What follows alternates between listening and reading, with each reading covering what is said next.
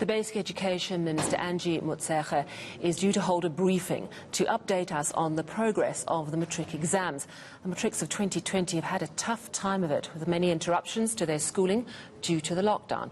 When they finally got to the exams, 3 papers were leaked. One person has now been arrested in connection with that, but it seems at least one paper could have been leaked from the company where the printing took place. It's not yet clear if more than 3 papers were compromised or if matrics will have to rewrite any of those papers. Well, let's discuss this now with Professor Mary Metcalfe, Senior Research Associate at the University of Johannesburg. Good day to you, Professor. It's been such a tough year for the class of 2020.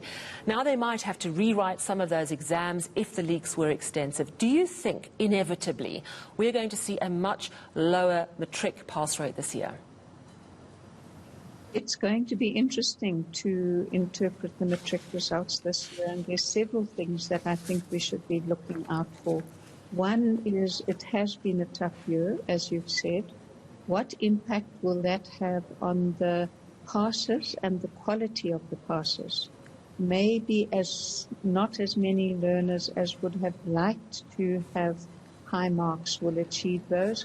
But learners have been working really hard, and teachers have been working hard to support them. There have been interventions such as was a matrics to support the grade 12 class, so I'm not making any predictions. The second thing to look out for will be to see if there's been a significant number of learners who do not write matric this year. I am not wanting to call that a dropout, because that makes a temporary decision to not write this year. And if there are fewer learners who write than we expect, we need to go all out to encourage them to try again next year. I would have absolute understanding that there may be learners who, for a variety of reasons under COVID, not only to do with access to school, but family circumstances, who may feel disheartened. Our job is to make sure that we don't lose them. And the third thing is the quality differentials in terms of learners that are attending schools in poorer and wealthier communities, because learners in poorer communities have had less access to online opportunities to learn. Yeah, absolutely. And that's been a real, a stark reminder of the sharp disparities still in our country and certainly in our education system. Let's talk about these leaks. We've had leaks before. I'm just wondering if you see these leaks as more serious than other years. Do you think that we could be looking, bearing in mind that it looks like it might have come from an employee who worked at the printing area, do you think there's a risk that all papers could be compromised? And I'm asking this alarmist question because I think a lot of matrics are really worried. There's concern that a lot of papers may have been compromised and that it might jeopardize the entire year. It's an important question. I know very little about the investigations. All I know is what the press has reported. My first response is that it seems to me that this is an opportunistic theft of the paper. If somebody is working in the printing works, they don't have constant access to all of the papers because the security arrangements, even in the printing, are massive. I haven't been involved in running exams for many years, but I do know that in Gauteng, when I was working in Gauteng, we actually weighed each pack of papers so that we would know if there was one paper missing. Now, I'm sure that security arrangements have even improved since then. Yeah. So I would say it's opportunistic.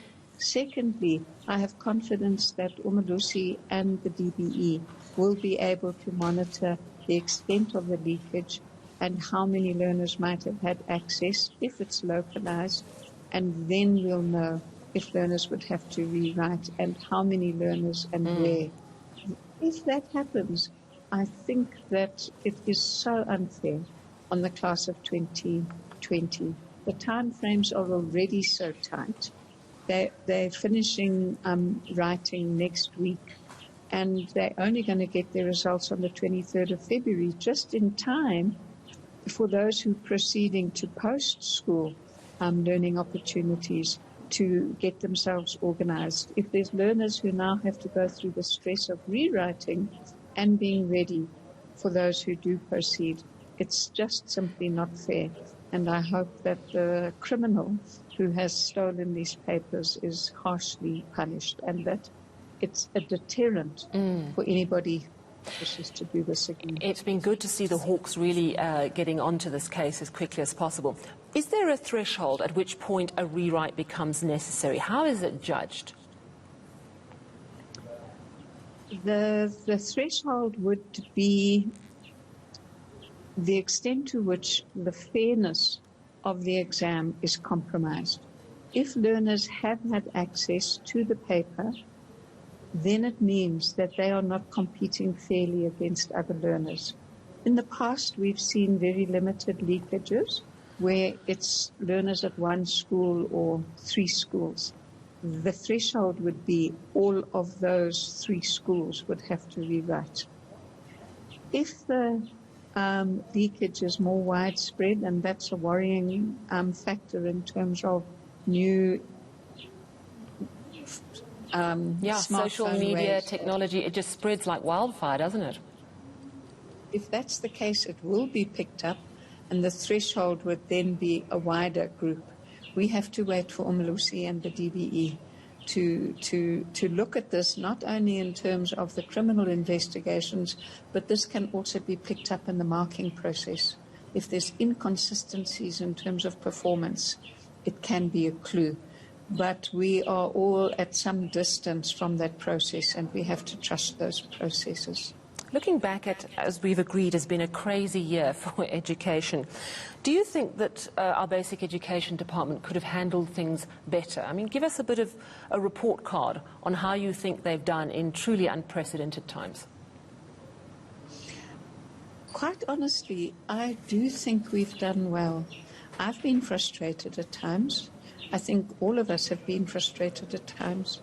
But the challenges have been unprecedented. The time frames for decision-making have been very demanding.